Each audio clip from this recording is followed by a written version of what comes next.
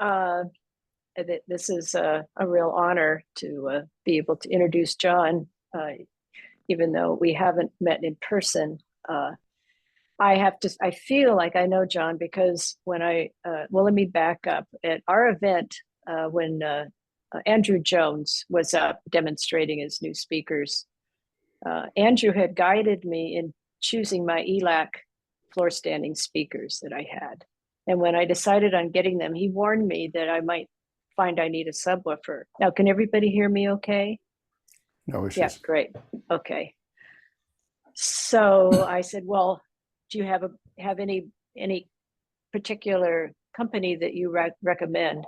And without skipping a beat, he said REL, just like that. And at that time I wasn't familiar, and so he said just go pick one out and go get one. So I started watching all of John's videos, which are incredibly educational. John, you do such a masterful job with those. I think I must have watched each and every video that was available just to learn about the whole concept of why we need need a subwoofer and how to choose the right one and all of these various things. And by the time I was ready to make a decision, I felt so comfortable with that, thanks to John's expert educational videos. So when I started working with Paul on actually setting up my subwoofer, he was so personable, so helpful. And I mean, it was just like having my own consultant at home. And so when Paul and I tossed around the idea of, gee, it sure would be nice if the group could meet all you guys. Excuse me, I have COVID, so I might get a little choked up here. And he just made it happen. And so thank you, Paul, for setting that up. And so that's pretty much what I have to say. And I'm really excited to hear what John has to say to us. So thanks, and I'll hand it over. Thank you for that, Lori. Yeah, it's a real pleasure. I have spent most of the last, way too long. I just realized how old I am. Most of the last 50 years in and around the Bay Area. I did run Southern California for Denon for a year and a half or so, which was a learning experience. But I was born in the late 50s. Almost immediately, our family moved to West Germany.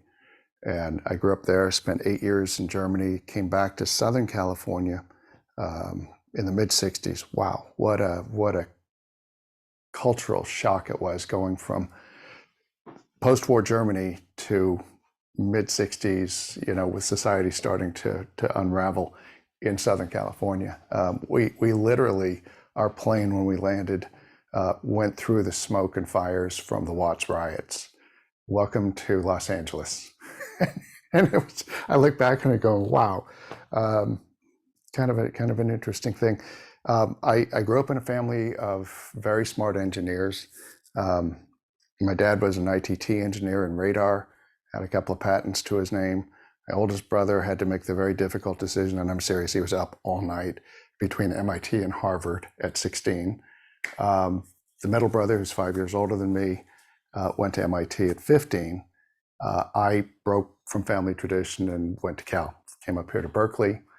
Probably the best decision of my life. I had a couple of different choices. I haven't told you this story, Paul. My very first class ever at Berkeley was an English class. Everybody had to take English 1A and 1B. Didn't matter how smart you were or anything else. That was not bonehead English for those of you who didn't go through the UC system. It was proper English 1A and 1B for people who knew what they were doing. And I was in this class.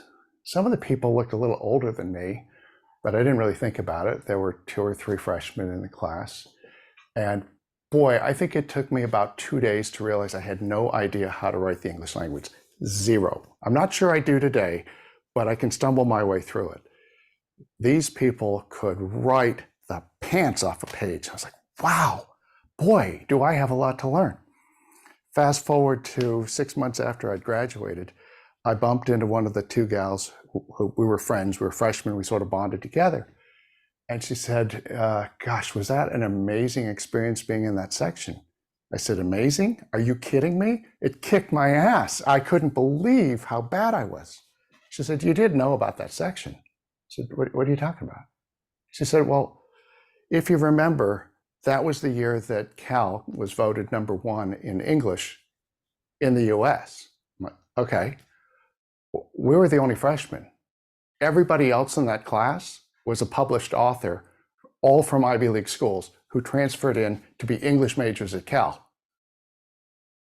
Oh, things became a little clearer. But it was great. It was exactly what I needed. You know, it's weird when you look back at the rhythms of your life. There are inflection moments where you realize something happened because it was supposed to, and that was one of those moments. And it's helped. You know, it's helped having the ability to communicate, and it pushed me really, really hard. I was so young when I went up there at 16. I can't believe now looking back on it. My parents let me go. But anyway, somewhere around my junior year, I decided I wanted a little spending money, and I wound up going to work for a car stereo, very high-end car stereo store down on Broadway in Oakland, basically as the night watchman, because they were very progressive and they'd hired a very talented female sales manager. They were open till 8, and they didn't want her working alone in Oakland. I can't imagine why. It's so safe now. For those of you who are not from Oakland, I think we actually have more guns and ammo than Hamas does at this point in about a 20 square block area of Oakland.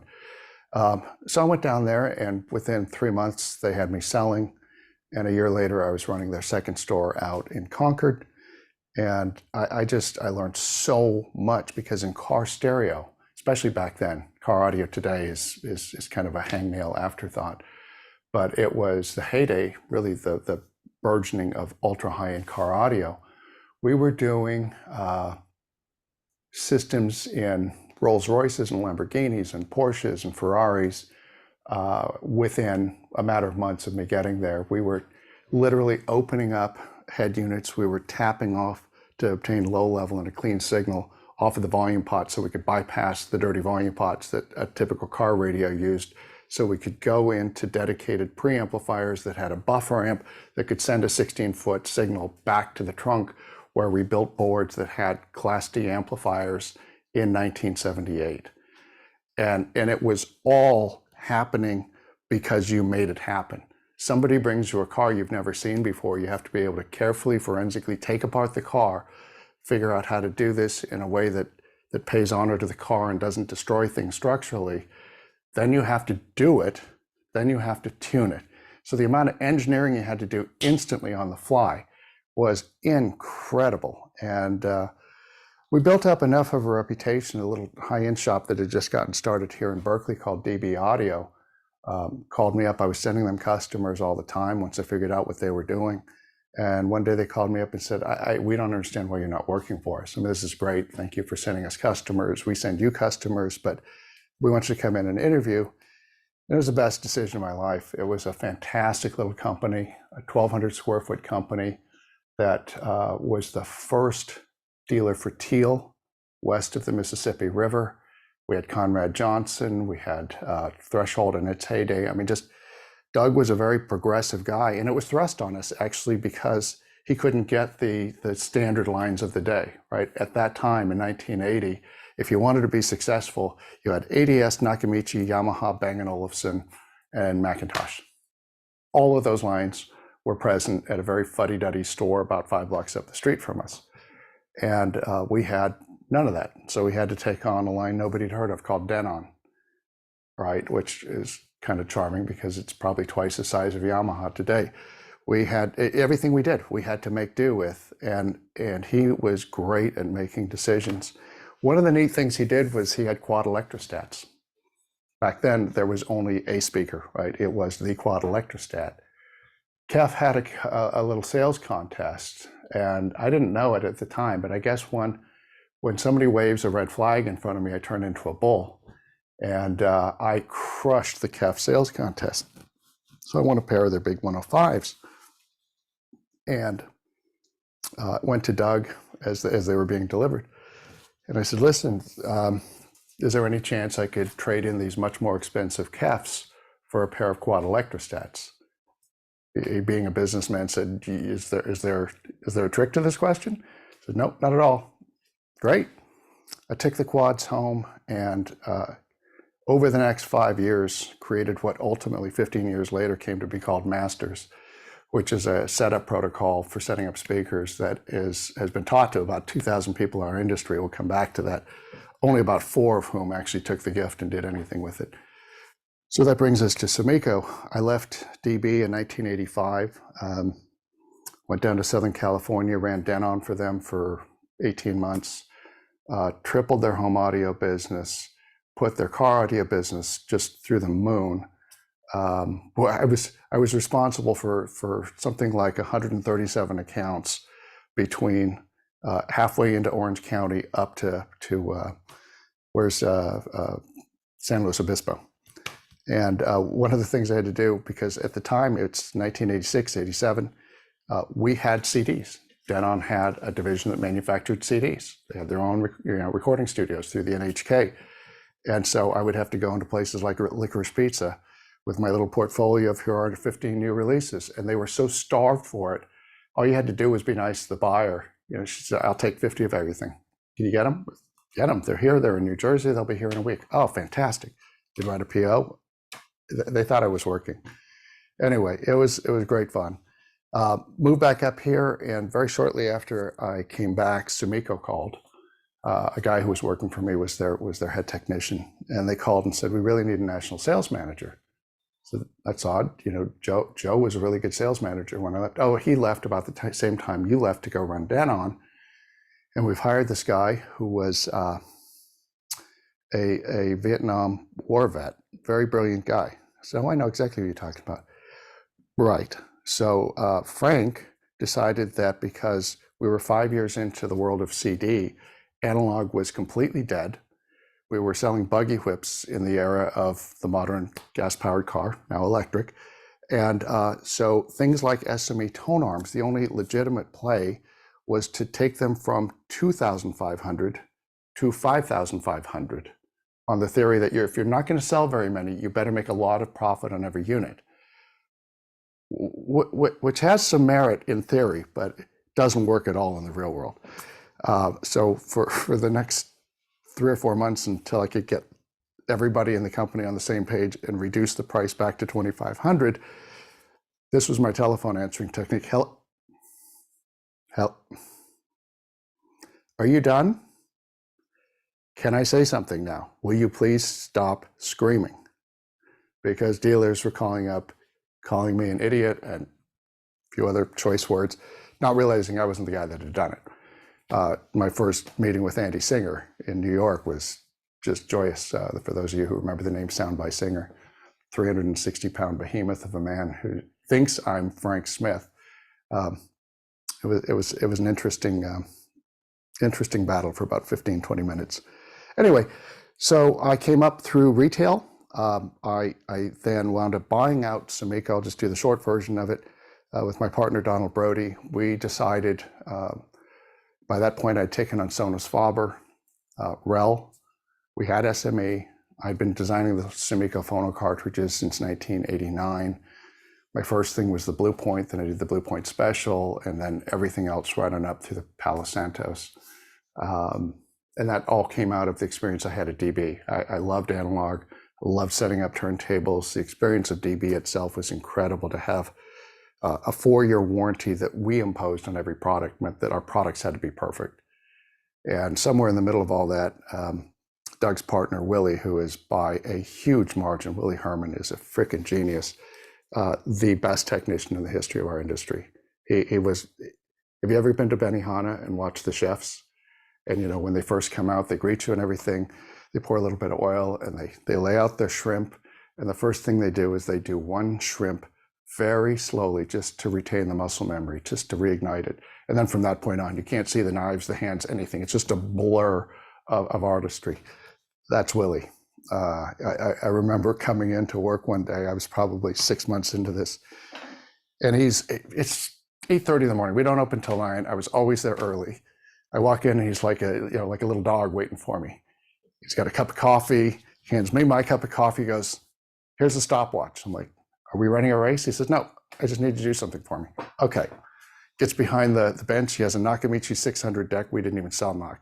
Somebody brought him a Nakamichi deck, which was the one that was the wedge-shaped piece, and it's already upside down, so you can see that the back is just a plate of plastic. It looks like this, and it's got about 14 screws. He gets a Makita screwdriver ready, hands me the stopwatch, says, when I get this thing in there, I'm going to say go. Hit the button. When I say stop, hit the button again. Okay. He zipped those 14 screws off, set it aside, replaced the capstan, the roller, cleaned it, put it all back together, stop. 30 seconds, 0.39. Shit, missed it by 0.39. He was going for his world record of speed, replacing an entire capstan and roller in a cassette deck.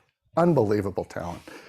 By the way, fast forward to the G1, his son, Bill, was the engineer that we hired. Brilliant kid at the time, brilliant young man. Now works for Apple.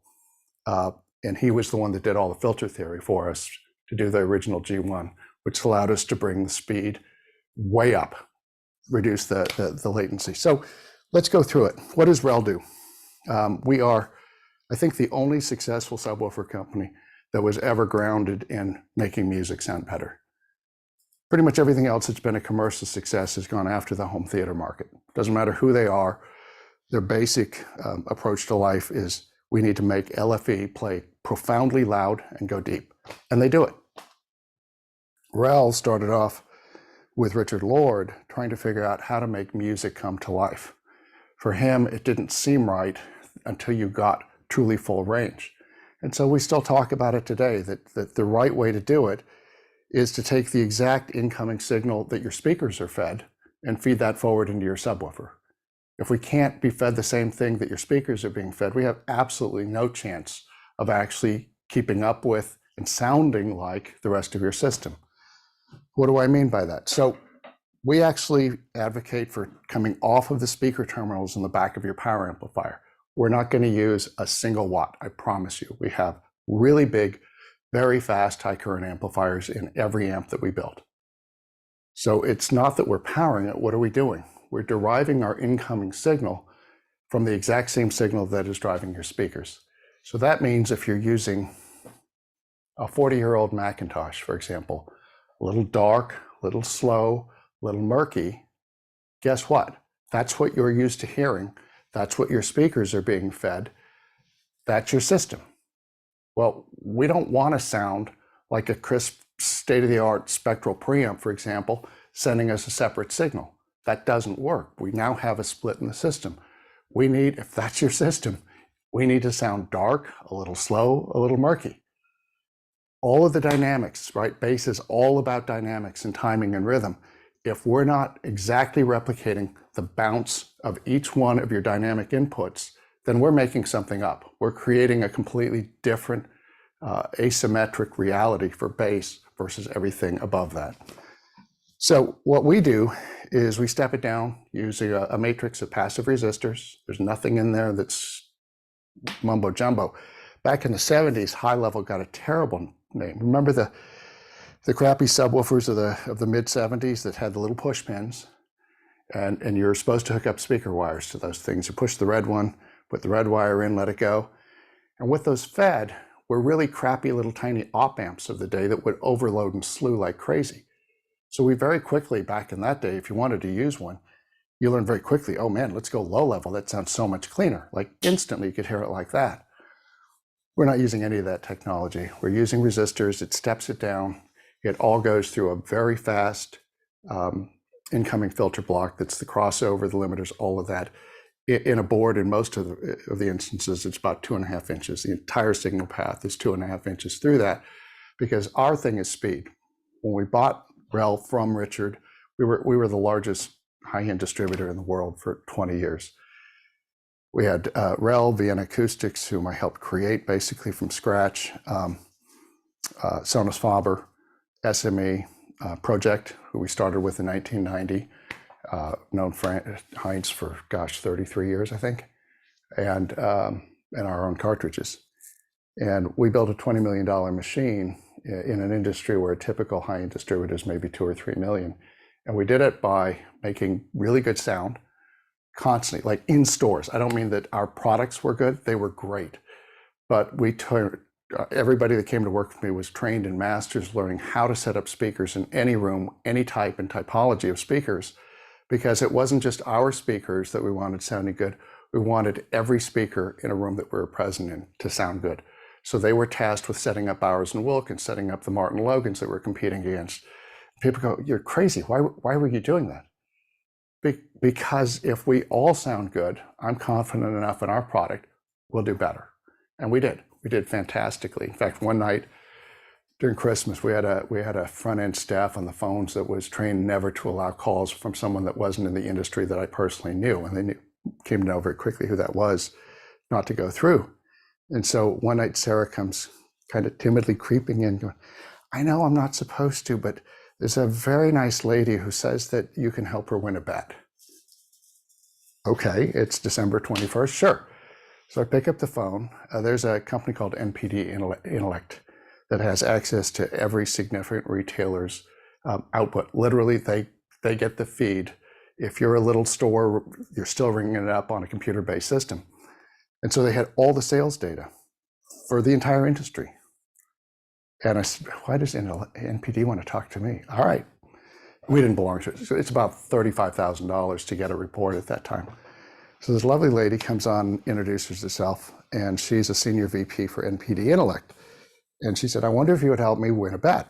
I said, "Sure, if I can."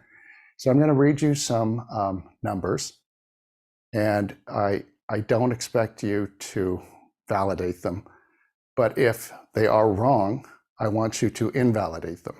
Sort of like the deep throat thing, right? Don't say anything if it's true. Okay, all right. She started reading me numbers, sales figures of what we were shipping to our top 10 dealers, and they were freakishly accurate. Like accurate enough now you'd be looking around the room going, "Have they got implanted cameras on my computer screen? How is this happening?" Because they're getting the exact data. And she said, "Okay, so you guys, there's a hole in our data. We have a 5% gap, which is intolerable. Like we're never off by more than 1/4%.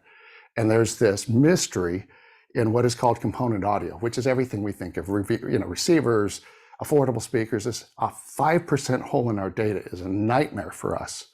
All right. I said, "Okay."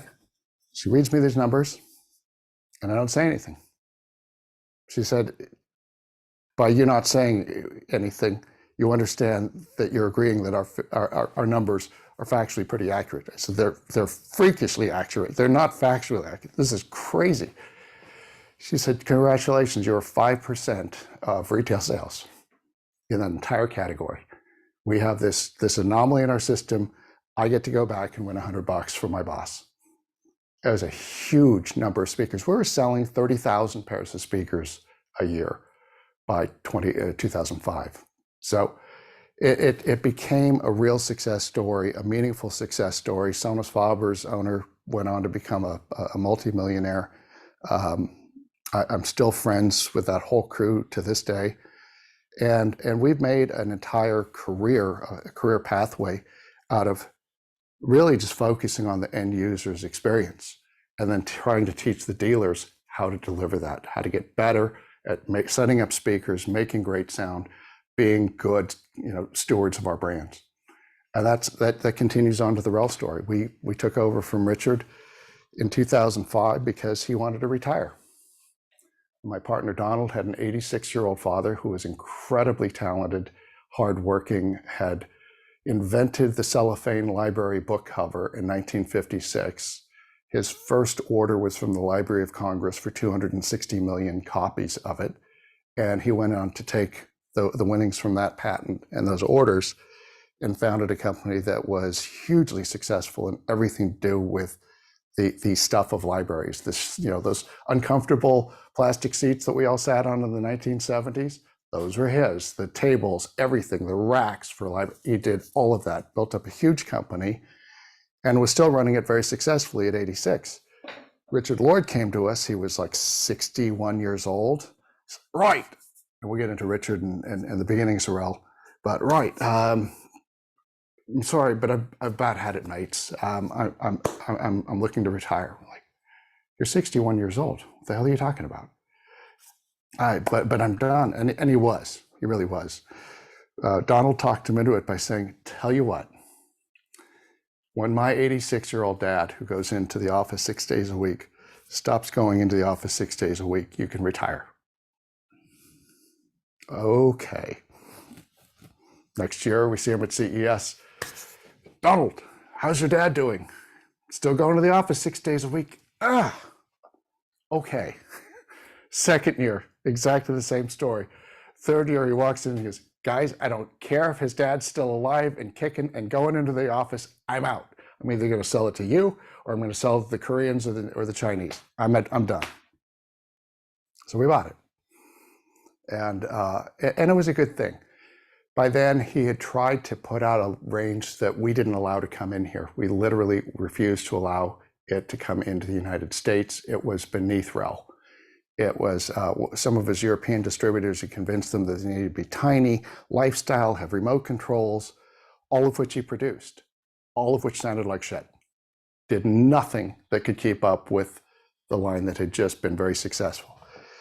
So we whipped together very quickly with the help of his joinery, what became the Britannia line, the B123 that came out in about 2003. And that went on to be very successful for us. So we had a little bit of a feel for it, and we'd been studying what REL did all along as partners. We were the guys that added the LFE as a separate input with its own gain control so that we could have both music and control over the 0.1 LFE of theater.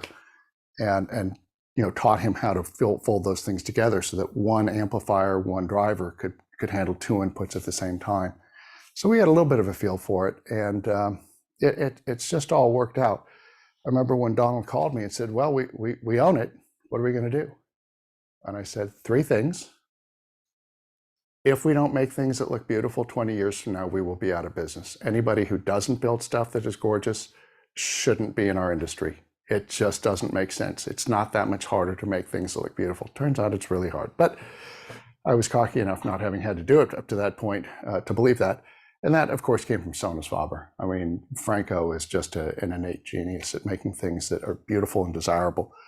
Second thing was we, REL specifically, have to make our subs able to perform much louder just to be competitive. We're whether we want to be or not, I know that we're sort of the European sports car of the group, but we've also got to be able to drag race. We cannot have these massive gaps between, say, what Velodyne could output at the time and the most powerful RELs. We can't be off by 6, 8, 10 dB. We have to increase our output. And the third thing is, this is my personal belief, subs are so fucking slow. They are so slow. We have got to get the speed up, starting with the filters, but going all the way through. And I am proud to say that we today play on average 15 dB louder than we did in 2005. We're completely fully competitive with the big Thunder Lizard pieces when we want to do that. The speed is incredible. The group delay, which is nothing more than, does your subwoofer, and for that matter, your speakers, does your subwoofer have essentially very low delay times across all the frequencies? Now, you can't really do that across all frequencies. The lower in frequency you go, typically the more excursion is required in order to pull that off. So somewhere around 30 hertz and below tends to creep up a bit. But if the sort of norm is 1 full cycle to 1.5 cycles should be inaudible to most people, we're at about 1/4 of a cycle from 30 hertz on up to 100 hertz. So it's very, very quick. And that's everything, right? There's no way to do it. People focus on our filters, which are really, really fast and very, very simple. But it's more than filters. It's getting that signal through the filter into the amplifier, keeping everything short. All the leads, everything is tied together very quickly, and the exit path is very quick. And then we go to drivers that are very, very, very fast. Most people measure the weight of their raw cones in multiple ounces, 4, 5, 6, 8 ounces.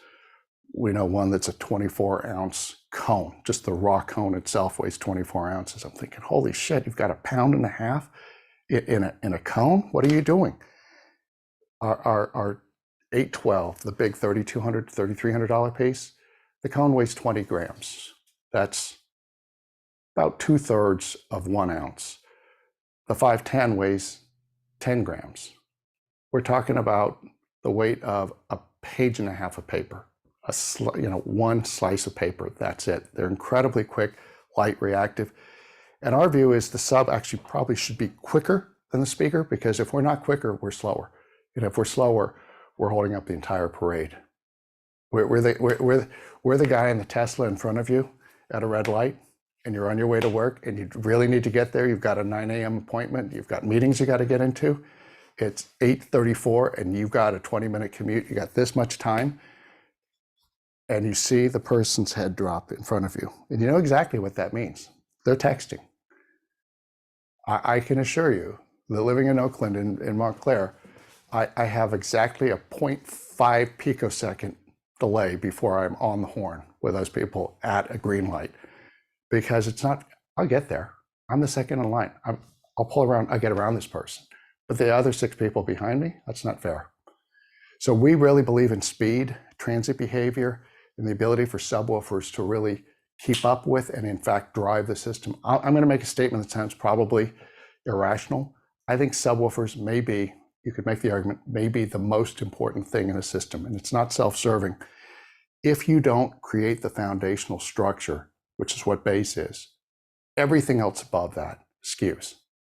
If you can't get down into the low 30s to the low 20s, you wind up creating these oddly asymmetric systems. What's the worst thing? I've owned systems for 50 years now. And the worst is the volume starts to creep up on a piece a little bit. Everything, the violin starts sawing or the guitars are going, and you feel your eyes start to crinkle a little bit. You start to squint. And why is that? Because the high frequency content is starting to blur. It's starting to get a little too aggressive. And people go, oh, well, that's brightness. Not on a quad ESL, it's not. What it is we don't have the balance right. We're dropping off in the bottom asymmetrically. Everything from 100 hertz and up is pretty good, but this isn't keeping up. And so we've built systems that are oddly tilted for decades and decades. And I think the reason people have such an almost irrationally positive reaction to REL is what we're able to do is rebalance that and create this seamless handoff. People say this all the time. I can't even hear the sub in the system. They don't mean they can't hear it, because as soon as you turn it off, as soon as you unplug the speak on, the system falls apart. Put that back in right away. It's not that they can't hear it. What they mean is they can't hear these horrible, misshapen, lumpy handoffs between subwoofer and speaker. And that's something we've really prided ourselves on and really worked hard to improve. Okay, that's the basics of it. We make 5 ranges of subwoofers now, starting with the basic ones. We start with the TX. We view this as such a critical thing, because if you have a great experience with TXs, almost everybody who owns an S or a ref at some point in the previous 20 years started with a T. They were maybe 4 years out of college. They loved music. They went and got one of the original Ts. Loved it. It's still working. They've moved it out to the garage, whatever. It becomes like a family member. So when they go to replace it with something better, they're 35 years old now, making a little bit more money. Maybe they moved out to Lafayette. We get first crack at that customer. So we take that really seriously. That is not an entry-level customer. That is an ultra high-end customer who just doesn't have money today. That's okay. And we treat them exactly the same way we treat the guys that make the refs, that buy the refs. We really do. From there, you get into where I think of REL. REL starts and opens like a book around S. If you understand that, everything starts to make sense. TX is the best we can do for a half or a third the money that goes into an S. We can't use the same materials. We can't use the same amplifiers. The cabinets have to be smaller, but the quality, the approach to it is identical. So the S is sort of the heart of it, super fast, incredibly quick reactive drivers. Cabinets are built, in my experience, better than anything else that's out there. We think about every little detail that goes into it. And then the refs are everything that, when you're doing the S, you go, gosh, if only we could do a pure carbon fiber driver. If only we could get rid of, the flat walls and get to something that is a continuous, curvilinear piece. We could actually have better control of the back wave. If only we could have 1,000-watt amplifiers. If only all of that stuff happens in a ref. literally to the point that the grill alone probably costs more than most entry-level subwoofers would, because we're trying to get all of that huge amount of air moving through without interference of a fabric grill. So that's all of our core lines. About 5 years ago, I decided to put my money where my mouth was. Back in the late 90s, early 2000s, when we were doing all those master's classes for dealers, I used to tell them what Velodyne does, what the guys that build big, loud thunder lizards for theater don't get is it's not very difficult to do that. What's hard to do is what we do: start, stop on a dime, decay patterns, hall, the overtone effects, all of that. That's really hard for a sub to get perfect. Going loud, really loud and pretty deep is not that big a trick. So we decided to build a bespoke line of theater subs called HT. They started, help me out here, Paul, $699, does it sound right? For the 1003, something like that. Yes. At incredibly reasonable prices. They are wicked fast because, well, REL. So we insist on having quick, lightweight drivers, high power, great filters, all of that stuff. We don't put quite as much bling and beauty into the cabinetry and the accessorizing details of the cabinetry, but it allows us to throw a ton of power in for very little money. The next one up is, I don't know, $899, and it's a 500 watt 12-inch that will flatten most rooms. And then we make a big model called a 1510 that's about $2,000. It's a 1,000 watt 15-inch with about 3 inches of stroke. It's a beast. All of these are very quick. They go down very deep. They have the ability to carry into the spoken word. So if you're talking about somebody who is a male baritone speaking, you should hear the resonance of their voice. Most subwoofers have no benefit for most of it. You're only getting the ultra low stuff very loud when you get it at all. So those are the lines. And then we just came out with a fun little piece that I suspect will evolve into a line. David, do you mind? Actually, before I do that, I'm going to just share something with you on screen. Don't do a screen save, please. This is fun. This is a piece that'll be out in about 2 weeks in the TX range. This is and if you could just zoom in on that a little bit, David. Here you go. So if your monitor is properly calibrated, that is Ferrari's Rosa Corso. It's racing red. It's got a combination of a debossed enamel backfilled badge with a carbon fiber inlet around it. We've got triple chrome plated feet with a beautiful little REL crown logo in here. And the driver is a unique driver, only available in this particular model. It weighs about 10 grams less than the standard 9X, plays about 1.5 dB louder, but more importantly, because of the weight reduction, it's got this reactivity, moves very quickly. It's extremely reactive. You get this sense of snap and urge. That makes sense, given that it's got a Ferrari red coating. And we'll probably be playing with more fun things in the future. Thank you very much. And the pullback. So this is a fun toy. This will be, I think we're going to launch this thing November 9th, if I remember correctly. And we're having fun these days. I would expect to see, I'm personally, I've owned Ferraris. I don't like cars that don't start when you walk out and put the key in them. So we're probably going to do some Porsche colors as the next round. I have a personal affinity for speed yellow and Miami blue. So if 2 of the colors turn out to be that, there we go. And if you would, I'm going to drop this off to the side here. Excuse me for bending over, but I'm going to prop that down. And David is going to very kindly just pick it up from the bottom. There we go. Background's fine. Yeah, that's all right. Whichever way. This is a piece came about because during COVID, I don't know about you guys. I'm sure you guys were doing the same thing I was. I was working all day and on eBay and HiFi Shark and all the rest of it for half the night. So this is a piece that was spawned by all of that. I bought probably 5 or 6 kind of dream pieces I'd wanted to have for years.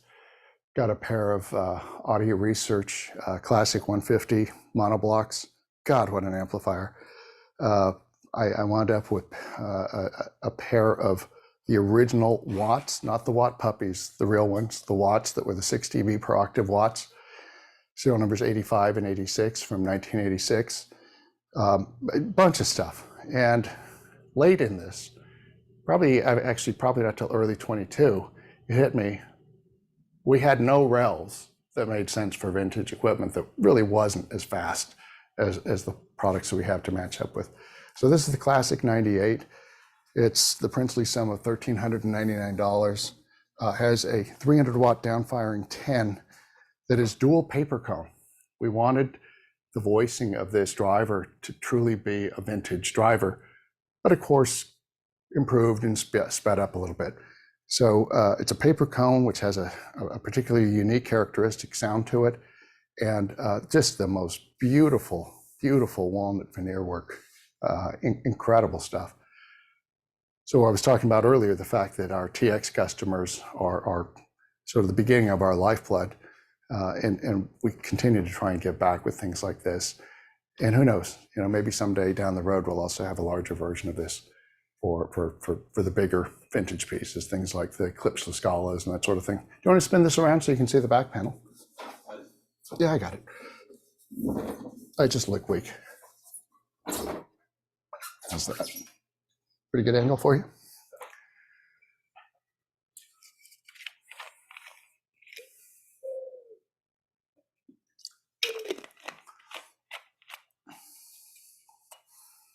I guess this is what I did with my summer vacation. Great piece. It's got the old RELs, and this one has that. They weren't, our modern ones have forward firing drivers in almost all instances. Only the T5 and the T0 don't. The benefit of a down firing is you lose all the transient speed. And when you have a really good forward firing driver, there's a snap to it. It's concussive. It captures the dynamics correctly. The beauty of these is they put out a huge, luscious carpet of deep bass effortlessly. They're not competitive with their modern stuff in all regards, but in terms of keeping up with a vintage system, it's perfectly in character and scale. This will fill a much larger room than you can probably tell. I'm not a huge person. I'm 5'11", and this is all of what I think it's something like 17 inches tall, 17 and a half. So it's not a big piece. It will fill a good sized living room pretty effortlessly. And it's pretty. Zoom in on this. This is my favorite little tiny detail. I don't know if you can see this. We have gloss black on satin black feet. Is it showing up at all? You just can't push in far enough. Okay. Buy one and you'll be able to see what tickles me. All right, let's open it up to questions. And by the way, they can be questions about what we do. They can be questions about how we do it. They can be questions about your own system and pairing and why would we say that and how big is your room and all that stuff. So fire away. Great, thank you. We've got a couple here. One is, what makes your baseline blue cables so fabulous? So I hope that's somebody who actually heard them. If you've not, when I was at DB, my last year or so, I had a roommate, this guy that looked like Tom Selleck, and something about ballet connected for him. And it's going to make him sound like some creepy weirdo pervert. He was not. He's the nicest guy on the planet. And he wound up, I think, falling in love with it because a neighbor of ours asked him for help. She had a ballet class school that she was doing, and she needed some help or whatever. And while doing all the work around there, he was seeing these really talented young women learning how to become ballerinas, and it mesmerized him. So pretty quickly, he wound up somehow ingratiating himself with the San Francisco Ballet. And after about 6 months of this, he was going to rehearsals and dress rehearsals and performances, and he asked if I wanted to go sometime. So I did, and it was a dress rehearsal.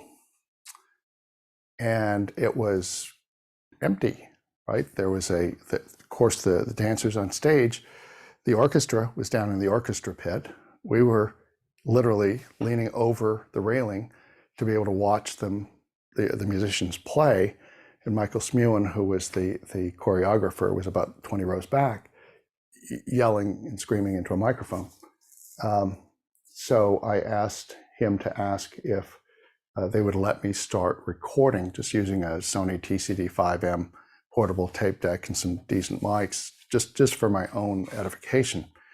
I have no idea where this story is going, but I still have some of those tapes. It still strikes me that cassette never quite got the due it was supposed to. But what was the question? Oh, what makes our baseline blues? So here's the thing. So we're sitting there, and the orchestra's playing and things. And what was interesting about being at a dress rehearsal is, of course, they can interrupt at any point. Whether it's the conductor can stop, turn around, ask a question of the choreographer. How are you directing these? Do you want on this as we come in from bar 24? Do you want me to have the brasses punch, or just carry on in? So this kind of interactive to and fro, the creative part, was going on stage. And at one point, they brought the spotlights up on stage. And for once, you could see everything on the stage. And for me, the first time I heard the baseline blues, once we listened to like 7 different pure silver solders to get the sound of clarity that we were looking for. That's what the baseline blue does.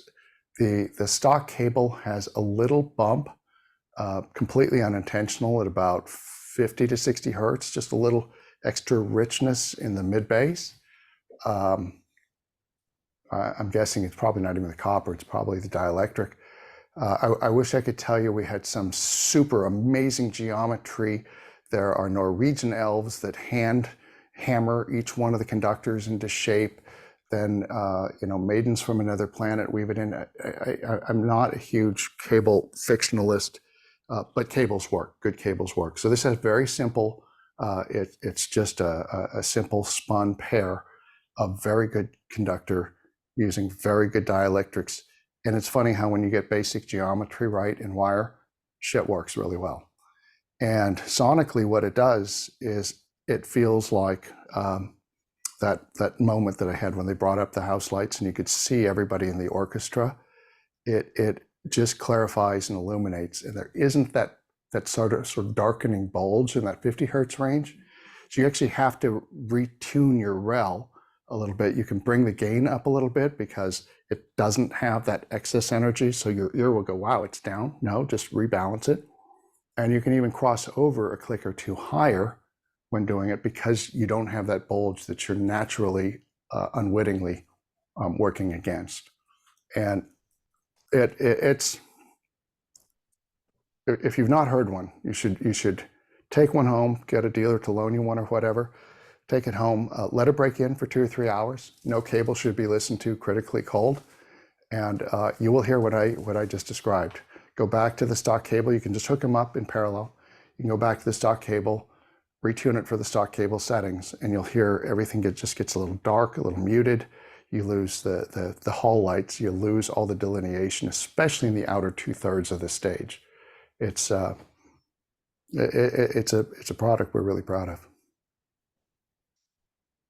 Very good. And it's not $5,000 a pair. Good. Another question is related to subs with electrostatic speakers. So this person saw a review that said the TI5X is better match for electrostatic speakers than the TI9X or TI7X. Your thoughts? I would submit. I would like to hear that system.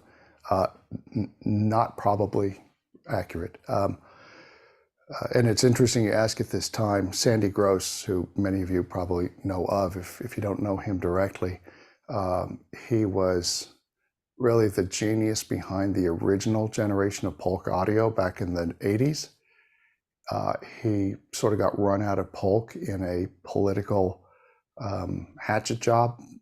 He didn't realize that ownership was wanting to go public in a year, and they sort of manufactured charges against him that were completely spurious. So he lost out on that huge cash in of an IPO. So he started Definitive Technology, which went on to be very successful in its own right. Whether it's your cup of tea or mine, it's immaterial.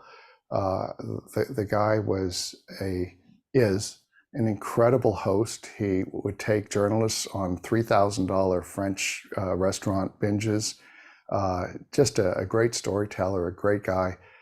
He is now done. He sold Golden Ear to Bill Lowe of AudioQuest a year ago and promptly got thrown out because Bill Lowe. I love Bill, but he's a voracious animal, and so he's playing with electrostats, which were his great love. The way that Polk came to be was Polk was itself, and Sandy is quite an historian. He wanted Polk to be modeled sort of on the Spendor BC1 of the day. We're talking about the late 70s, early 80s. And that itself was an attempt to essentially create a box speaker that had some of the transparency and qualities of the original quad electrostat. So here we go up to this point. Sandy now owns a pair of the big Sound Labs. I don't know what they cost, 80 grand or something crazy. God bless him. And he's loving it. In his beach house, he lives in Baltimore. In his beach house, they have a pair of small Magnapans. Steve Gutenberg, who is a YouTube reviewer and a great guy, said, how do I get bass and not screw this all up? He said, you should really get one of the small RELs. So we bought a pair of T7Xs, and for the last several months, our phones have been ringing off the hook from either reviewers or customers or friends of Sandy's who somehow have heard through the grapevine that Sandy is using RELs and only recommending RELs. The 7X is almost undoubtedly a much better sub. When you get reviewers, and I don't know who this is, did anybody have any attribution? The person who lofted up this question, who said that, and what was the speaker?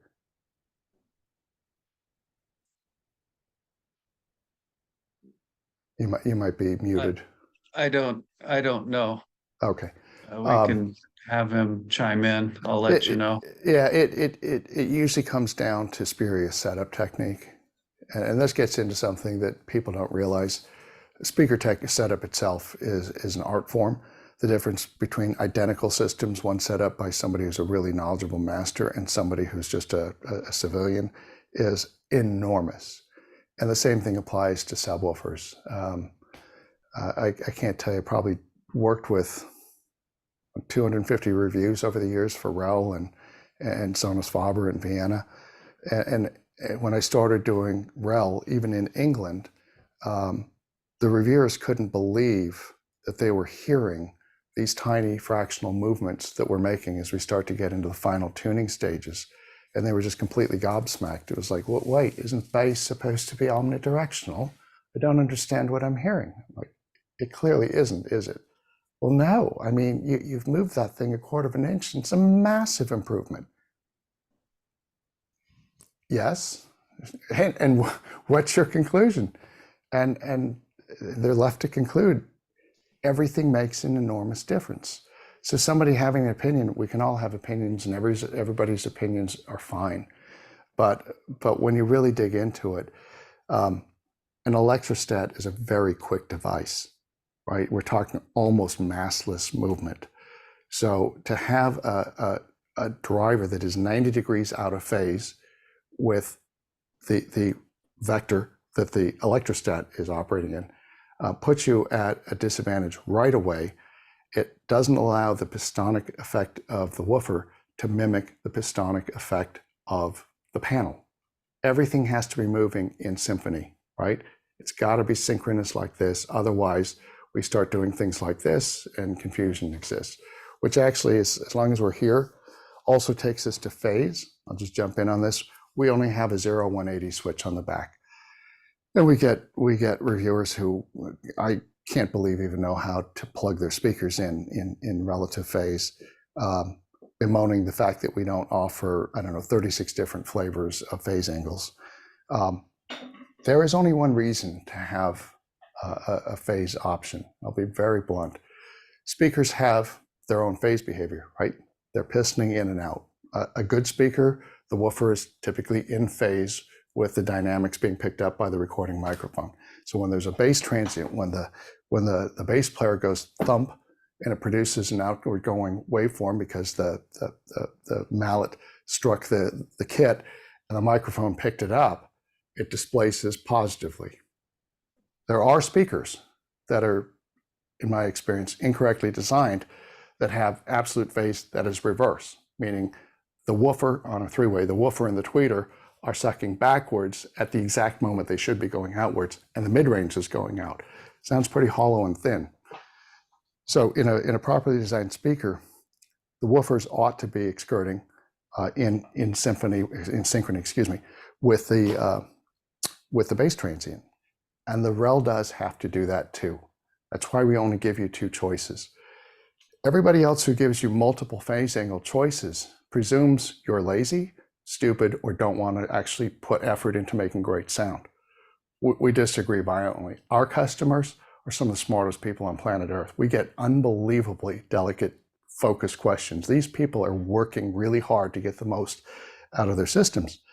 And so they're willing to move things around. Lori just did it with Paul a couple months ago, right? There are tips and techniques, and we're happy to share them. And so to get a subwoofer to work properly with a speaker is not a casual event. You don't just throw something down in a corner and go, right, I'm done, we're good. And part of it is you have to make sure that the phase, and it's so simple. Go buy, I think it's $10.99 on Amazon. It's the audio CD on Amazon of the soundtrack to the movie Sneakers, which is like a 1994 Robert Redford movie. Cut 4 is probably the most accurate signal, if you will, for dialing in subwoofers of any kind. It features a 37 hertz tune concert bass drum. James Horner with a full symphony is conducting, and gives you about 6 minutes or so of gently rhythmic, very delicately struck, the big furry mallets that soften the blow, not the ones that are hard wound that you use to give it a big whack, something that you'd use on a timpani, but a big, huge concert bass drum. It's got a skin and a skin, and when you get that thing perfectly done, you can hear the second skin release. We call it a double tap. Late in our setup, as we're really getting this thing honed in, you'll hear it go ba-boom, ba-boom. It's a single stroke. He's just tapping it once, but the sound as it pressurizes within the case of the concert bass drum, and then the wavefront hits that, creates a second smaller tap. It's a great technique. So soundtrack to Sneakers, the movie, Cut 4. Questions? Very good. All things being equal, for example, a box size of a T5X, what's the perceived audible difference between a down firing and front firing driver? I think we've gone through it, but it always pays to go through it again. Down firing creates a diffuse but impressive carpet of deep bass. It's good for people who don't want a system that forces them to pay attention. They're happiest with a system that's just pleasant and musical. That's why we stopped doing it at the 5X. Everything above that, and this is really a nod to the past, so it's a bit of an anomaly in our mix. Everything above that becomes multimodal, where you have an active device and generally a downfiring passive, until you get up to our reference, in which case we could do everything we want. We've got enough cabinet volume to not require a downfiring passive to release. We do our passives really differently than anybody else I know. I hated passive radiators on speakers. They were god awful. They just sounded like a big boomy lump, and came to it very reluctantly. But when I realized that from a technical perspective, it was a really elegant thing to do, that it allowed you to keep a compact box, but not have all the port noise of a large port. I decided to look into it. And what we do is we severely depress the resonant frequency of the passive radiator, meaning we set it below that of the driver so that it's not doing a lot at low volumes. It's very stiff and typically is pitched below the bottom end of the woofer, but there's still energy that it can receive. And what happens is when you start playing very deep, and especially very deep and very loud signals, it really comes into effect. The real reason I wanted to do a passive was you can hear when a subwoofer is just restrained. We got too much energy going on inside. The sound's trapped in the box, energy's trapped in there. It's fighting the driver trying to stroke inward, for example. How do you relieve that pressure? So for me, a passive is almost like a pressure relief valve. And if you tune it properly, you can get it out of the bandwidth of the main driver, so you don't get that lumpy, bumpy bass where everything is piling up at around the 40 hertz region. Set it down below that, and it actually is pretty quiet and stays out of the way until you need it. Very good. Is it better to have two smaller sub versus one larger? So neither is really accurate. Let me walk you through this. The first differentiator in somebody coming to us, they tell us the speaker, the room size. Hopefully they send us 6 or 7 pictures so we can see all of the little things that can undo everything in your system. Things like, AC vents and heat register intakes and things like that are bass traps and create confusion.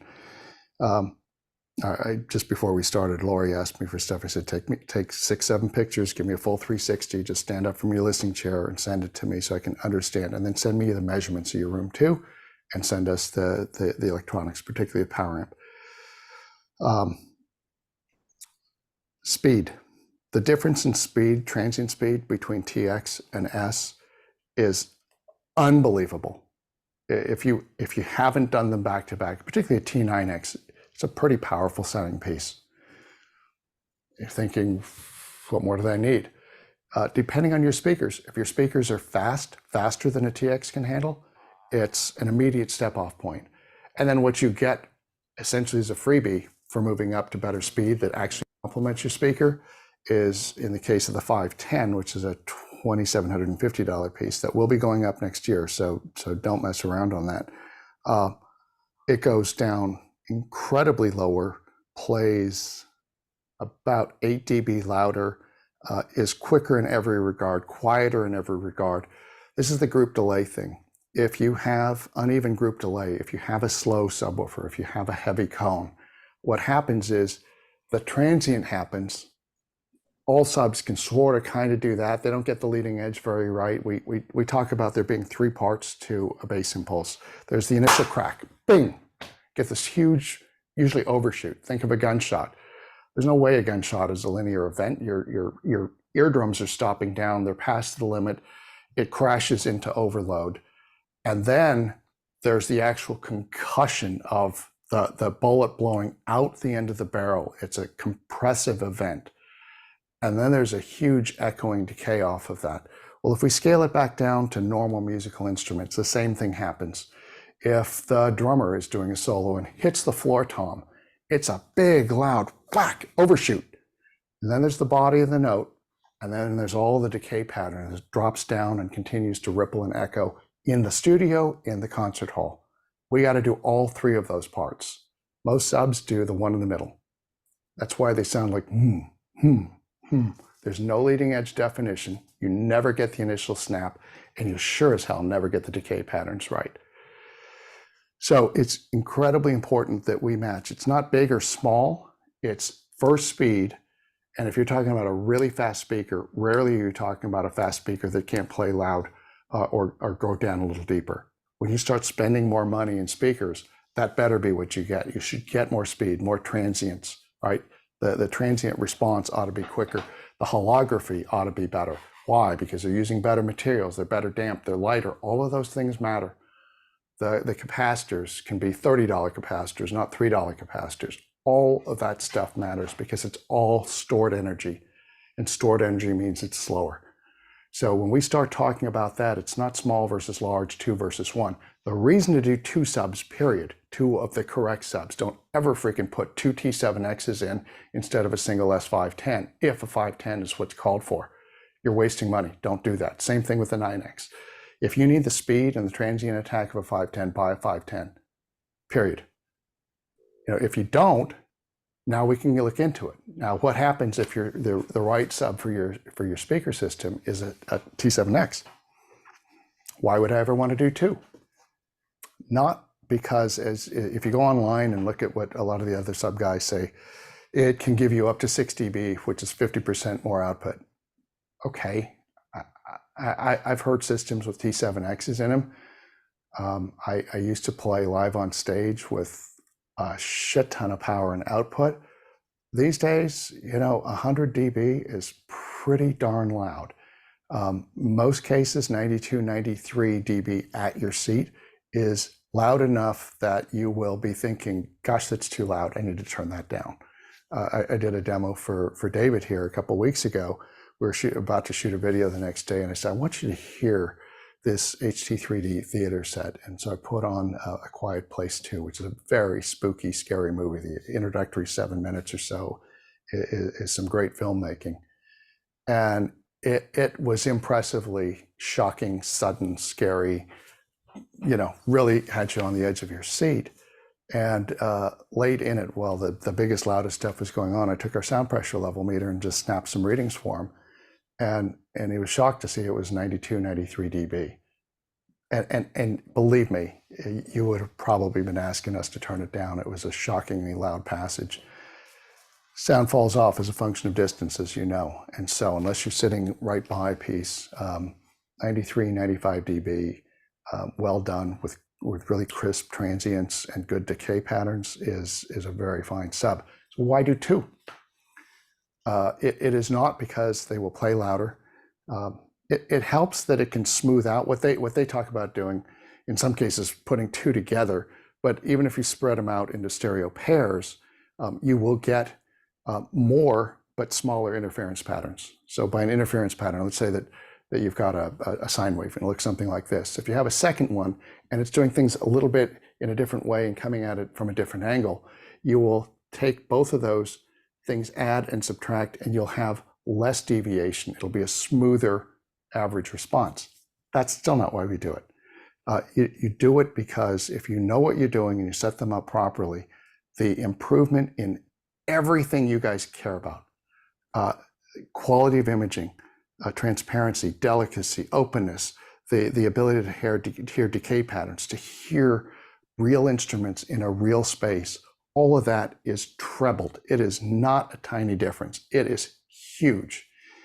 And you also can do something that most people don't recognize. I've never dialed a system in. I probably set up 77 to 7,500 systems in my career. I have never worked in a symmetrical room. Nothing even close to symmetrical. So when you have a left and right subwoofer, it allows you to dial the left one in to the left speaker only, get it perfect for that, unplug it, come over, dial the right one in perfectly for that side of the room. And don't be surprised if your gain isn't off by 2, 3, 4 clicks. Your crossover could be 32 hertz on the left channel, and it could be 24 hertz on the right channel. That's how different rooms are. So what stereo pairs allow you to do is create some genuine magic in a room that you've not heard before if you haven't worked with them. Great question.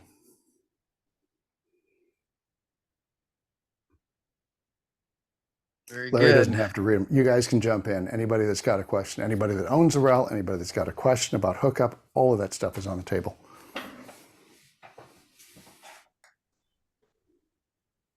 Great. Well, while we're waiting for folks to jump in, there's one more from Eugene. I have a pair of TI-9s with the electrostatics. What would I gain by moving to a pair of TI-9Xs, or should I wait for your new red sub coming out next month and getting a pair of those? So can Eugene be more specific about which electrostats? let's hopefully he'll respond here. Yeah, be very specific. Calling out something generic like electrostat. I love them. We all get that they're quick, but it's like saying, my wife is blonde. What would I get by going out with a redhead? In most cases, a lawsuit and a lot of misery. But let's just be specific. Eugene, I think I saw you there for a second. Please jump in, fill us in.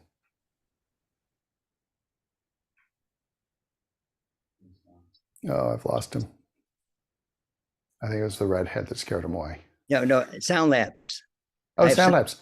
Yeah. Which ones? 845s? What do you? No, older ones, Pristine 3s. Okay, so that's somewhere in the intermediate range. How big are they? They're about 6.5 feet tall and 2.5 feet wide. Okay. And they were just redone. Oh, good. It's amazing, isn't it, that Dr. West is still around and doing this? He's fabulous. He was fabulous. Yes. Holy shit! I admire that man so much. Yeah, what a brilliant guy. Yeah. And he's got to be 80, right? Oh yes, yes. I mean, he was not a terribly young man when I was selling retail in the mid 80s. Jeez, it's fantastic. And he's like the nicest guy. Yeah, he's moved down to southern Utah. He used to be in Park City. Now he's in southern Utah. Yeah, and I brought my speakers to him. I took a trip. A week later, come back, pick them up.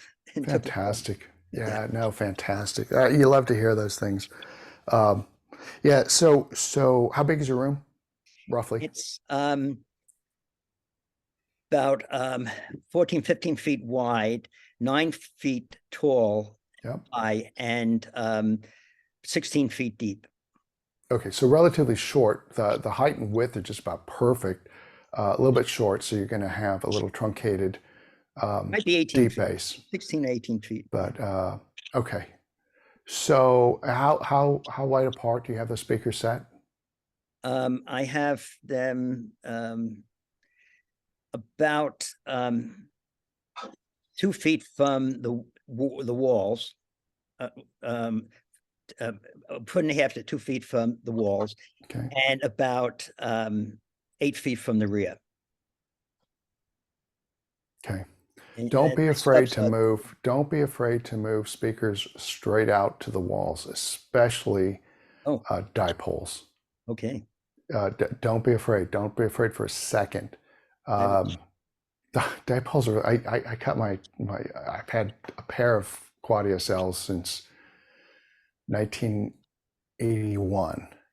I've owned 3 of them. Keith Dirks sold me a absolutely pristine pair that a person in the industry begged and wheedled for a year, and I finally let him have them for the exact same price that Keith let me have them for. Biggest mistake of my freaking career. What a waste. And the guy turned out to be a hodler, and he turned around and sold them for 3 times what I've dreamed of owning these for years. Fine. And a month later, he sold them, made 3 times what I sold them to him for. What a putz. Yeah, don't be afraid. Electrostats are actually really kind to rooms, and it's because they have terrible dispersion. All right, seriously. Right? What do speakers do? Well, they have completely different dispersion patterns for the woofer, the mid-range, and the tweeter. A good tweeter has a massive amount of dispersion. A good conventional dome tweeter, right? Huge amounts of dispersion, which is the biggest problem that you have to deal with when you're setting up speakers. One of the things that Masters does is it teaches people to properly toe them in, because it creates a very long return path. The bounce path of those high frequencies in upper mid-range hits the wall at an oblique angle and goes past your head, bounces all around. And the Haas effect teaches us that if we have enough of a decay pattern in time and distance being something that eats up the high frequencies, you're going to be able to hear essentially what a recording engineer hears in near field monitoring. You get the sweetest part of the sound and none of the reflective energy that just creates crash and cascading brightness. So yeah, I would encourage you to open those up. You may have a much bigger sound field available to you than you've been getting.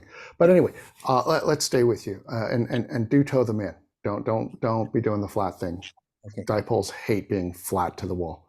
That you just create cancellation, right? If this is the speaker and here's the wall, and you have them flat, what happens? Boom, boom, and you get massive cancellation. And you start losing bass, you start losing lower mid-range, everything starts to sound a little low-y. Okay, enough about setup. So with a speaker like that, what would I recommend? Personally, for real electrostats, and the reason I asked is people often will characterize Magnepans as electrostats, and they're not. I love Magnepans too. I love big planers; they sound great, but they're not as quick and as low mass as a true electrostat. If it was an optimal, I'd go for a pair of carbon specials. That's if you had, like roll the dice. Say I just got back from Reno, and I got $20,000 in my pocket. I got to do something with it. I get a pair of carbon specials. You'd be floored. They're so quick. And the beauty of carbon fiber, I've tried all kinds of things. Most of the fancy materials just sound unnatural. Good God, Kevlar's got such a peak in the upper mid range. It's like using a dentist drill to brush your teeth. But there's something about carbon fiber, and I think it's the randomization that they get out of the fibers and the self-damping that you get when you weave them.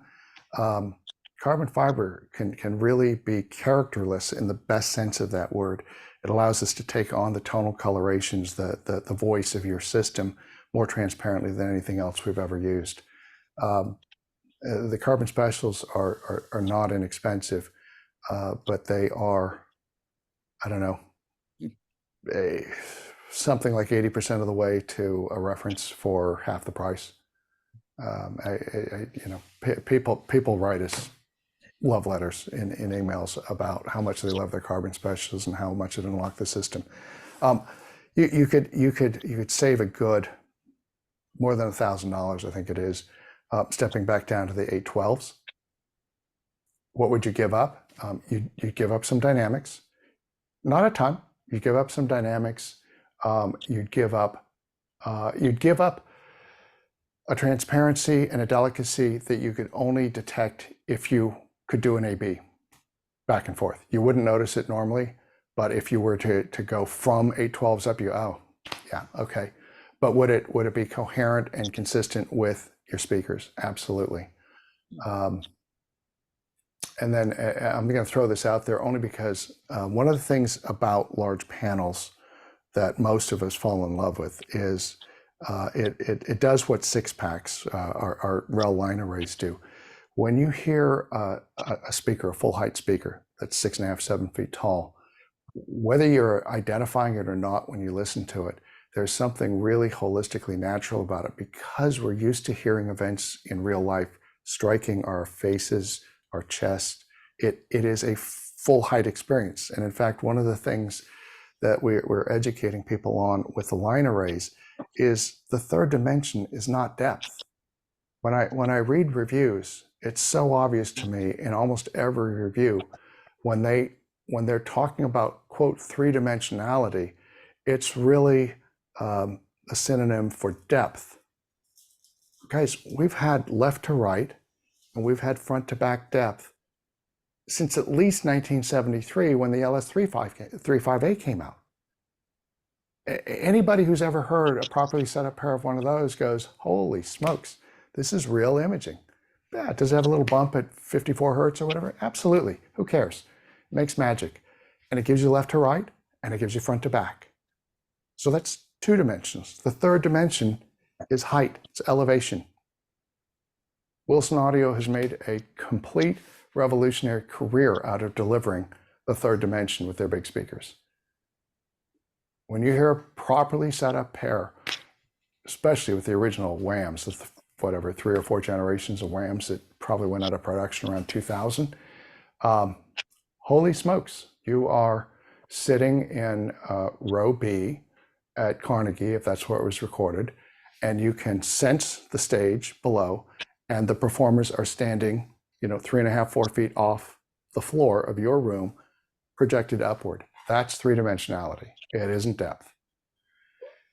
So with a big panel like that, you have the beginnings of that, and eventually, you owe it to yourself someday to hear big electrostats, full range electrostats paired with appropriate line arrays. It is magic.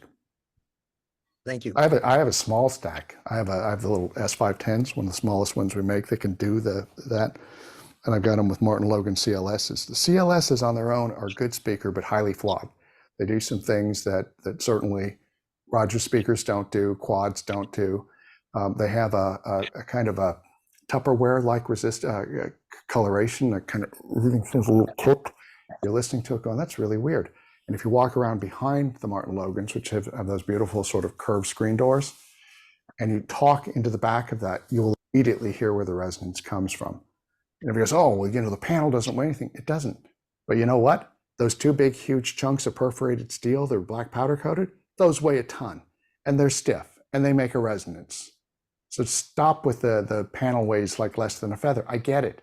But when you've got 45 pounds of bent, it is a massive resonance. One of the weirdest things about the S510s, maybe it does it with the others too, but the S510s with the Martin Logans, there are 2 or 3 smaller resonances and that big one. And when you drop the 510s in there and dial them in, all of that goes away. That little sizzle in the low treble that almost all CLSs have, gone, because you're starting at the bottom and building foundationally properly. So you don't have this thing where it's elevated at am I doing this right? Yeah. Elevated at the top end a little bit, and you start to hear offsets. Oh, maybe that capacitor has a little bit of sizzle to it. All of that just seems to drop away. People come over and hear my CLS and go, God, this is insane. Never heard these sound like this.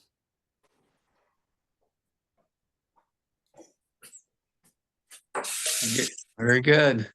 Could you tell us a little bit about your system that you listen to?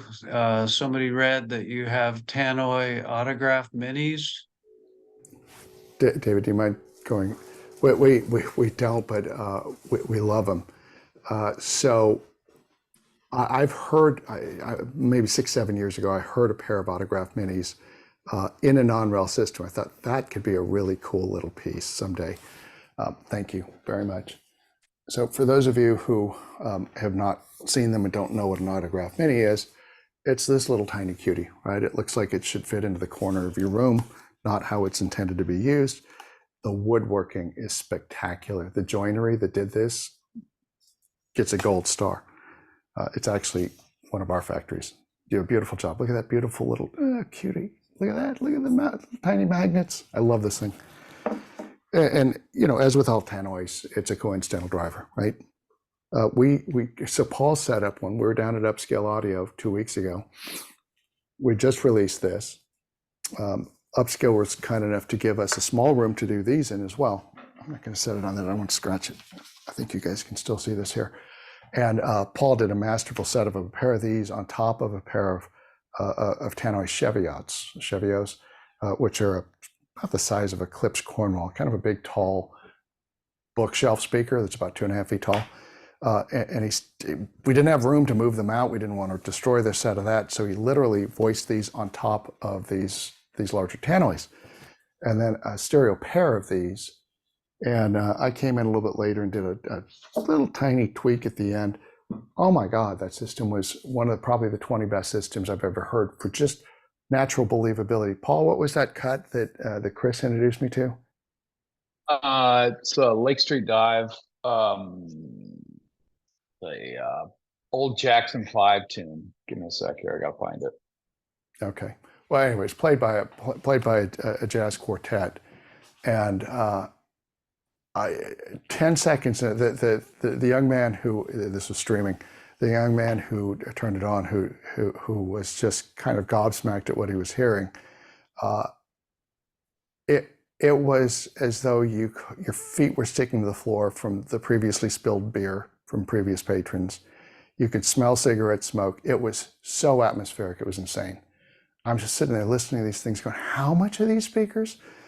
$2,200 a pair. A pair of these at $13.99 each.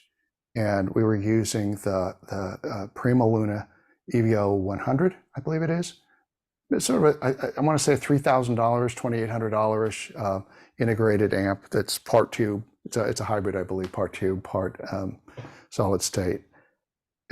Sometimes you get those magical combinations that you can't quite explain that outperform their price by 5 to 1.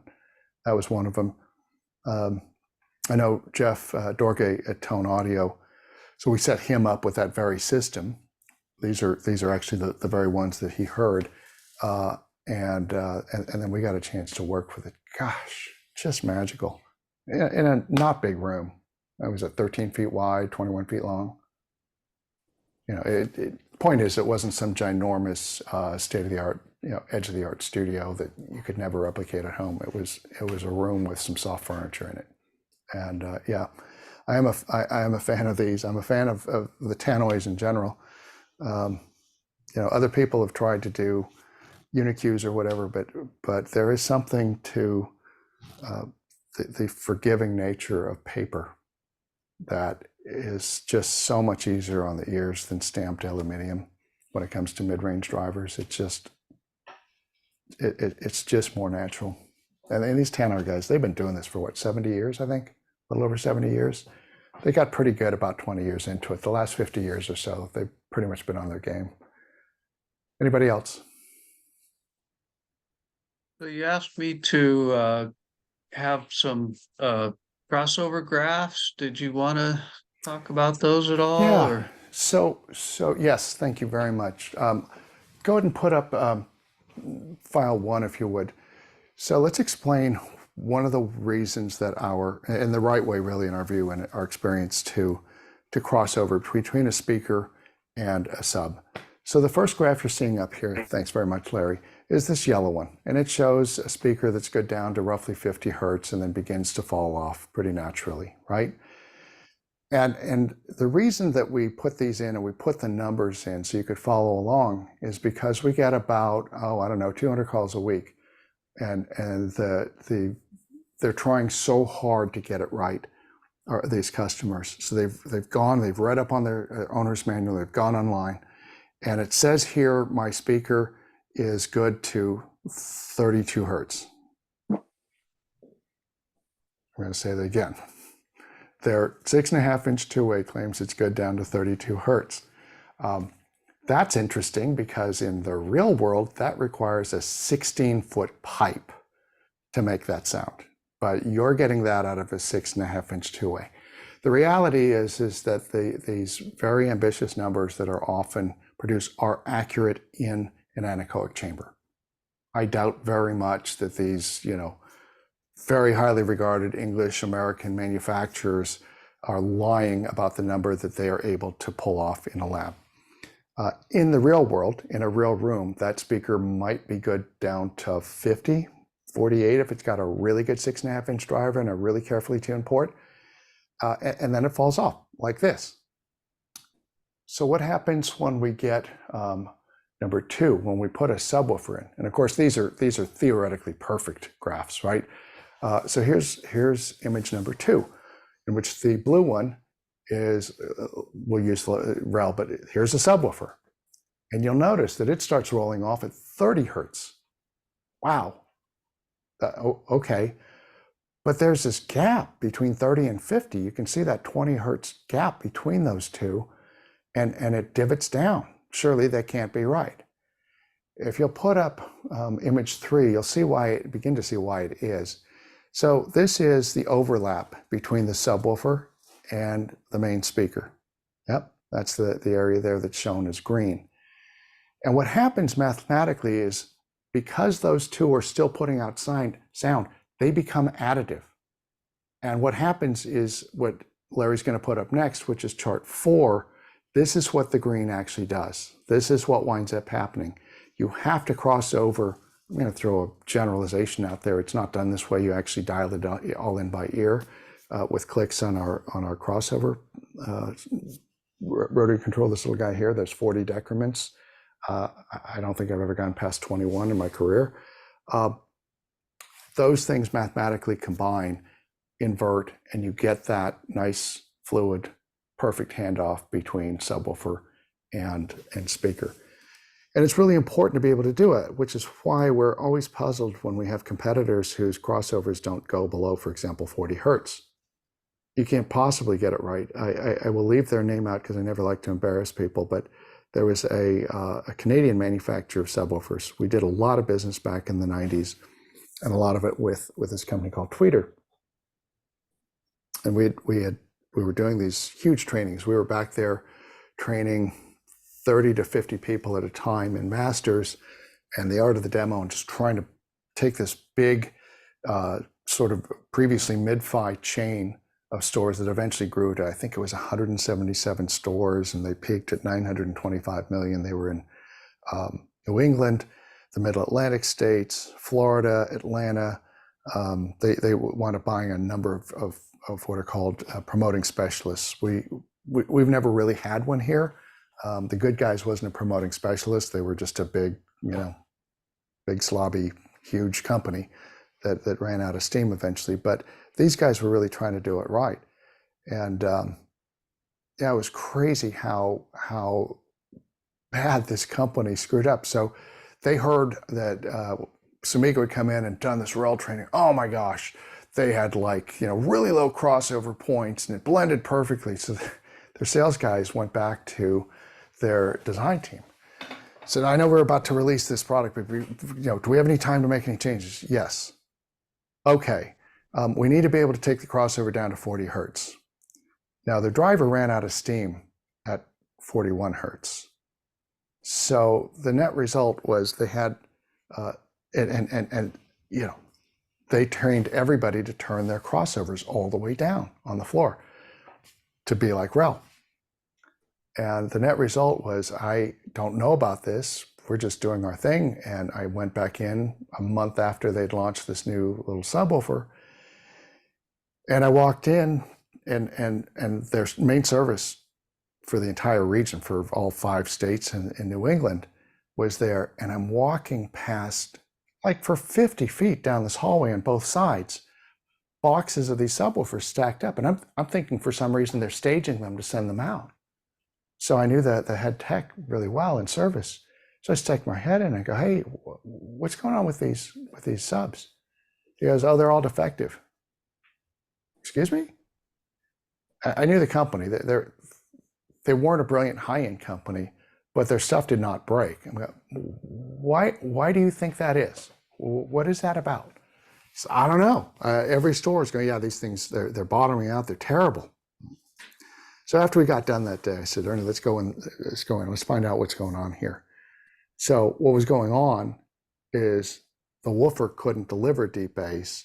The marketing sales guys all wanted it to be like a REL. So they'd set there previously, it didn't go down below 60 hertz. They'd set it down to 40, which is easy to do with one resistor.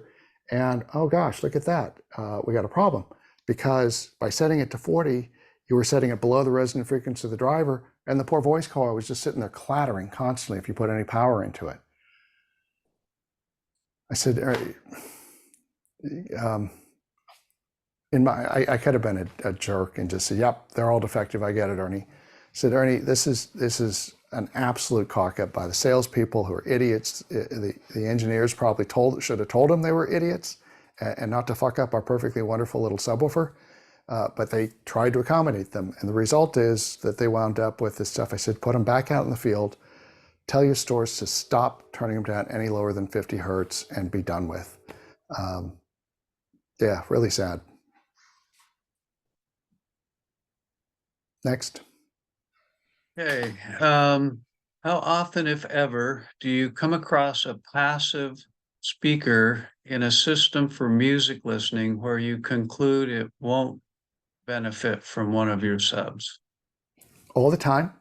Do not try and hook up REL up to a broken speaker design. What I mean by that is there's a completely ignorant presumption that what you need to do is put a subwoofer with a little speaker that doesn't make bass.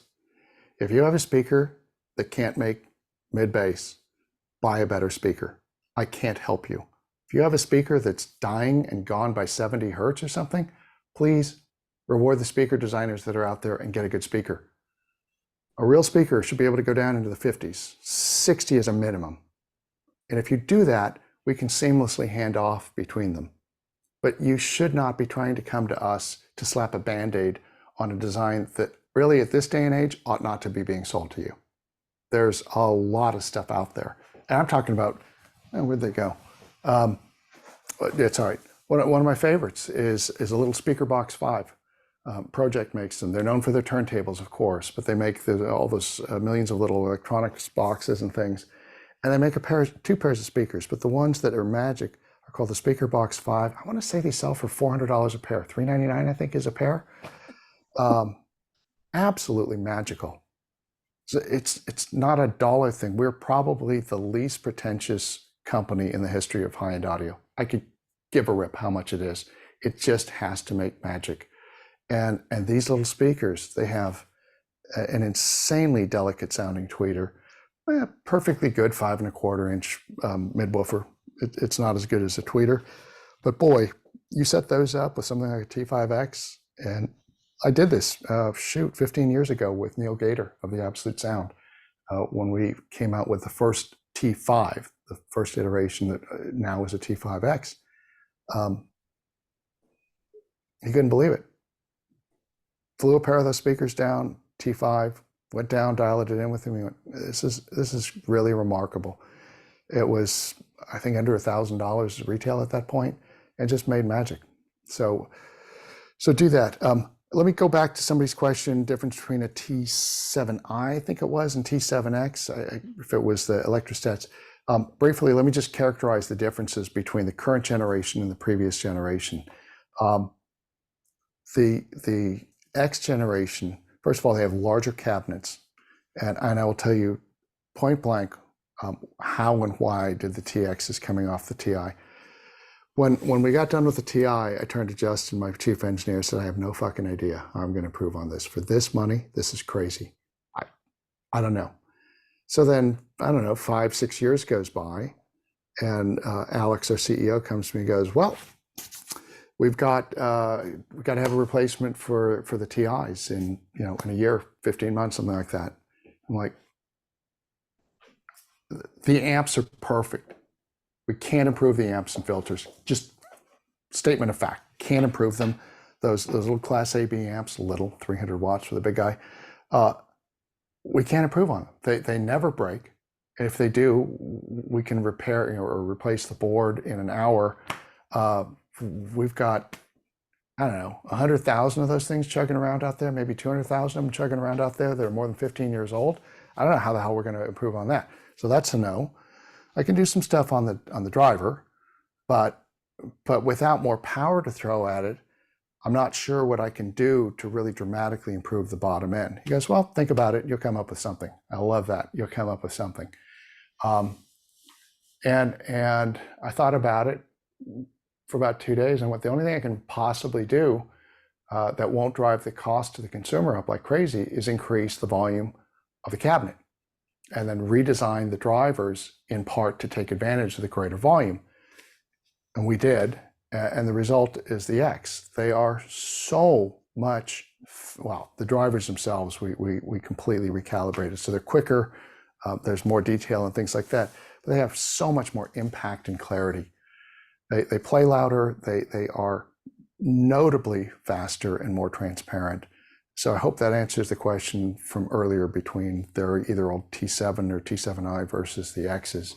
The X's are remarkably better. The feedback we got from the dealers and our international distributors, like in the first week, was like off the hook. These are incredibly better. I like the looks of both of them, so that's fine. I think the newer ones look a little more modern and updated, but it's really a sonic thing. They have more impact, they have more slam, they're faster, they're more delicate, the decay patterns are better, and they're quieter. Yeah. Very good. I don't see any more questions. I'm going to say this to the overall group. If you don't own a really fine subwoofer that's dialed in, I really encourage you, and you can reach out to us directly here at REL. Paul is our, as Laurie said earlier, very kind, very knowledgeable, and not the least bit pushy Western regional manager. He handles 2 regions for us, so Northwest and Southwest, which goes all the way out to, includes Colorado, East, Arizona, right on up the Canadian border. you have no idea what you're missing. You have no concept of how much you're missing in your system. It isn't the bass, it's the space, it's the delicacy, it's the transparency, it's the improvement in image scale and focus of image and quietness. There is so much that is happening in this revolution. We are bigger than most speaker companies, full range speaker companies that you can think of that matter. And it's not because we're this driven machine that just wants to sell everything to everybody. It's really just word of mouth. It's people like you listening to it going, oh my gosh, that was incredible what I heard over at a friend's house or heard in this store. It's very difficult, to be blunt, in the Bay Area. We are not blessed with a lot of great dealers. I think you probably know that. There are other territories in which, a territory this size should have 4 or 5 really competent, very kind, very service-oriented dealers. We just don't have that kind of support to choose from. Actually, Paul, Sean down there in Gilroy is a great person to see if you ever want to take a little bit of a drive on a weekend. He's got a lot of stuff. He's very knowledgeable. He's a very well-to-do guy on his own, separate from his audio business. And so he's very courteous and kind and thoughtful with his customers. Maybe we can send that recommendation over to you after this, Larry. And he's got a wide variety of RELs available, so he'll be happy to show you some things. He's got rock ports. He's got a really good mix of equipment down there. But it's incredible. All the stuff that matters to me is imaging and the way that mid-ranges come together and holography. Like, is stuff floating in air, and is it specifically the right size in the right locations? And all of that is what blew my mind when I first heard RELs back in 1993, and we picked it up in 94. And it's evolved so much since 2005. There's so much. It's not the technicality of it. It's that we are all musicians. Everybody that designs these and works on these, we're all musicians. And what we're trying to deliver is the sound that we get to hear on stage live. There is a visceral, an energy that comes across when you're playing live on stage that you almost never get from a home hi-fi system. You just don't. They can sound really pleasant, but they just don't have that. And when you hear it, and you don't have to pay a price, when you realize that you're not giving up this to get that it just sounds and feels more alive and energetic and present. You're in the audience at a real event. That's what REL does. So if at some point maybe we'll open this up, and we can invite small groups of your members to come in and do some listening. But it is a miracle. It has not ceased to amaze me, and I take no credit for the original stuff that I heard that blew my mind, close to 30 years ago. It is something unique. It is not a normal thumping subwoofer. That's not what we do. It really is all about bringing all of the stuff that's so hard to get. We spend tens of thousands of dollars a year in some cases on cables. Can't get there. Nothing against cables. The good cables that match your system, great, do them. We've got 5 different brands of high-end cables here, but you can't get this. You can't get that palpability and believability any other way.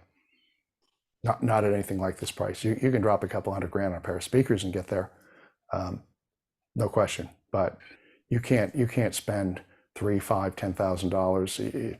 6-packs. You guys haven't even asked about 6-packs. We'll cover that in the next time around. But incredible what we can deliver for really reasonable sums of money. Very good. We are working on a space in Alameda, so maybe at some point when we get that set up, we can have you out and do a in-person demo. That would be awesome. Have one last question for you, if that's all right. Sure. Then we'll wrap it up. Please explain the crossover knob on the T5X. How do I determine what the frequency of the knob's setting? Well, says 30 hertz and it says 120 hertz. You're going to be somewhere between those. It doesn't matter. What matters is that you can hear the sub connect with the speaker. When you go to dial in the crossover the first time, what you actually want to do is hook everything up, make sure you've got signal playing through it, bring the gain up to a respectable level. It'll probably be somewhere around 9 or 10 o'clock, somewhere in that region. And with the crossover starting all the way down, start slowly bringing it up a click at a time. You're going to be impatient. You're going to want to jump up there. Don't do it. Just go a click at a time. Listen for a few seconds. Nope, nope, nope. There's going to come a point as you bring these up where you're definitely going to get to a point where it's starting to sound like old car stereo, where it's and you go, oh, went too far. Take a note of that. You go, okay, I'm at, let's say it's 11 o'clock on the dial. It's something like 16, 17 clicks up, too high. So you're going to start backing it down, and you're probably going to go too low pretty quickly. You're going to come very quickly to a point where you realize that you're now at a point where you're either going to be a click up on crossover or a click down, and a click up on gain or a click down. The mistake almost every newbie makes is they have the crossover far too high and the gain far too low. It's exactly the inverse of what it should be. You're going to find that you get greater clarity and a smoother, more delicate, more organic handoff between speaker and sub, keeping the crossover down and bringing the gain up to provide the energy. There's a myth that runs around out there. You shouldn't be able to hear your subwoofer. You're nuts. You should be able to hear that your system came alive when the subwoofer's in, and if you undo the speak on, your entire system crashes to the floor. So these are people that have this mythology from the bad old 80s, you know, the days of the old Velodynes, where they were so stonking loud constantly, and they really made one heavy drumbeat of energy constantly. I had one of the very first ULD 18s. This amazing review came out. I want to say an audio magazine, just like holy hosanna. And it had words like accelerometer. Oh my gosh, it's high tech. It's from Silicon Valley. So I managed to track down the number for this new space age state-of-the-art company. They were so thrilled to have, you know, a high-end audio dealer in the Bay Area reach out to them. So they sent up sight unseen a ULD 18. And I managed to convince Doug to rent a van to let me take it. It was way too big for our store. We had a 1,200 square foot store. No way we were going to have this behemoth. So one night we rented a van, we drove it up to my place, and I played with it for a month with my quads. A month of me, who's pretty anal about getting things right. And I finally got it to the point where I couldn't hear it making any of the deleterious inputs that I'd gotten used to hearing from it. At which point I realized I had turned it all the way down, and it was working just fine. At that point, I called him up and said, I just don't think this is going to work for us. You know, we've got it packed up. It's in immaculate condition. You know, if you'd like, we'll pay for it to return. No, they were very kind. They came, picked it up. This is not the experience that REL owners have. And partly because I do these videos, we try and help people do it. So you don't need to know what the number is, because you don't know the number that your speakers are rolling off at anyway. And that question almost always precedes what I said not to do about 10 minutes ago. Don't look at the freaking number that's on your owner's manual. Go, okay, it says these go down to 43 hertz. In your room, they may not go down any lower than 62 hertz. Don't do that. Listen, use your ears, trust. It's really obvious. This takes maybe 2 or 3 runs through it over a 20-minute period to start to get comfortable and begin to trust your ears. You guys really can do this. It's not difficult at all. And if you run into something, you know, we'll be posting Paul's information at the end of this. Be happy to help. I'm usually too busy down here in the dungeon to help out directly, but we've got resources in this company. They're very knowledgeable and really helpful. Crossover low, gain high.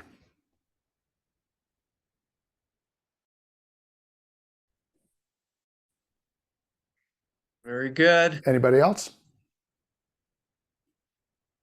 Oh, thanks so much, John. That was Thank you, guys. terrific presentation. You're wonderful. I just want to say thank you. You know, we've been wanting to do this for 2.5 years, something like that. Paul's been with me for 4.5, yeah, about 2.5 years. And thank you to Lori for her inexhaustible patience. It was not for lack of wanting to do it. It was for lack of the resource to do it. Now that we're sort of back and on an even footing and not running a million miles an hour because we quadrupled between 2020 and 2022, we were just running at a crazy ass pace. But it's great to be able to be here and, and in our home market. It's wonderful. So yeah, when you get Alameda done, and if one or two of you guys want to reach out and come hear what we do, be happy to do that someday too. Great. Thanks so much. Of course. Thank you. All right. Bye. Bye-bye. Thank you. Well, hi, everybody.